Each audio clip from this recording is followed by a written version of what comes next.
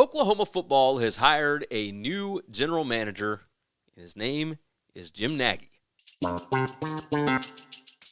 So what does this mean for the Oklahoma Sooners, right? Oklahoma made one of the boldest hires of the offseason. They brought in Senior Bowl Executive Director Jim Nagy as their new general manager. He's got nearly 2 decades of NFL scouting experience.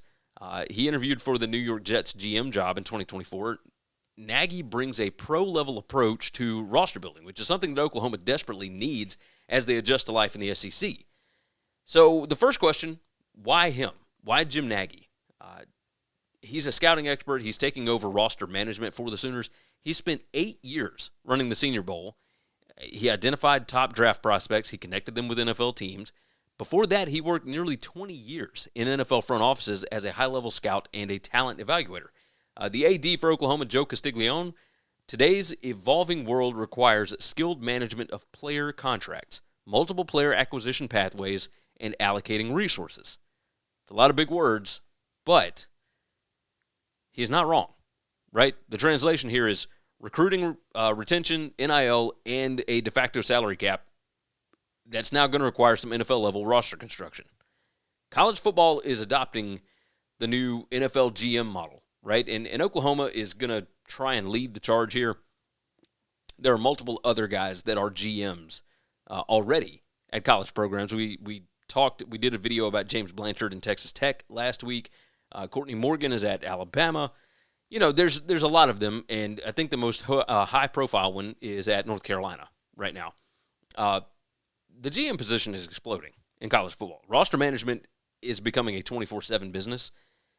Other schools are looking for inspiration to the NFL. They're looking to the NFL for inspiration, right? I mentioned North Carolina. Mike Lombardi is going to handle things for North Carolina. Bill Belichick brought him in. Texas Tech, I mentioned James Blanchard, scouting veteran. He plays a major role in evaluations. Brent Venables says that the work required to manage a roster, contract negotiations, player evaluation, strategic planning, recruiting, and retention, that all requires full-time focus and skill sets. He's not wrong there. Not wrong at all. Oklahoma, why this move was necessary for Oklahoma, they've had 2 losing seasons in the last 3 years. This is the worst stretch for Oklahoma since before Bob Stoops arrived, and that was back in 1999, 26 years ago. The first year in the SEC was a disaster this year. The Sooners were physically overmatched. They struggled to adjust. Venables' seat, I think, is pretty hot, right? If things don't turn around in 2025, Oklahoma might fire their first coach since 1998. They haven't had to fire anybody in a long time.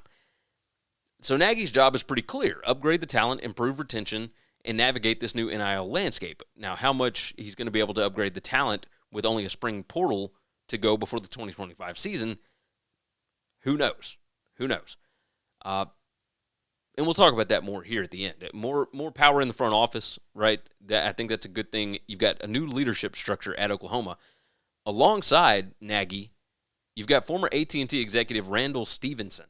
He has been hired as the chair of football and special advisor. Stevenson, he's been advising Castiglione since December. Now he has direct oversight over both Venables and Nagy. It gives Oklahoma a front office structure that's closer to an NFL team, and there's clear roles for talent acquisition, for strategy, for financial management, etc. Do we think that Nagy can help Oklahoma compete in the SEC? Right? They need to close the talent gap pretty quickly.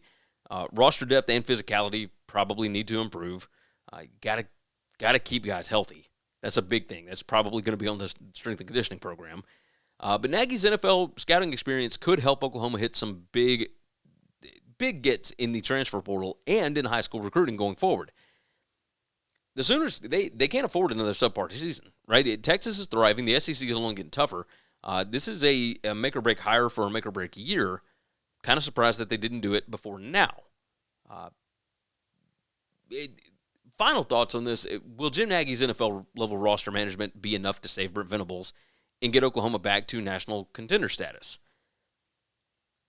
To me, I think the biggest question is, why would Nagy take this right now? My guess is that he is not tied to Brent Venables. If Venables gets fired, then Nagy will continue on as GM, right? And we see this in the NFL a lot. GMs stay, coaches go in and out.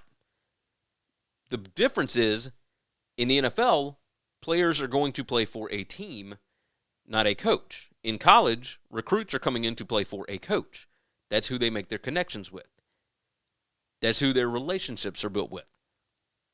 I don't know if this can save Venables. Let's say that. There might be some other things at play as far as Venables keeping his job. He might be there for the 2026 season regardless of how the season goes. Now, if it goes insanely poorly, and they do have an incredibly difficult schedule, if it goes insanely poorly, then, yeah, he could be gone. My guess is if they make it to a bowl game, he's probably going to be back the next year, and they'll give him a fourth year just to see what can happen now that they've got a new GM. But we'll see what happens. You guys jump in the comments. Let me know. Hit me up on X, @GaryWCE. But I'm curious, what do you think of the Jim Nagy hire with Oklahoma? Thanks for listening to Winning Cures Everything. Make sure and follow me on Twitter, @GaryWCE. If you want to toss in a question, you can email me, Gary@winningcureseverything.com. Make sure and hit that subscribe button, and we'll see you next time.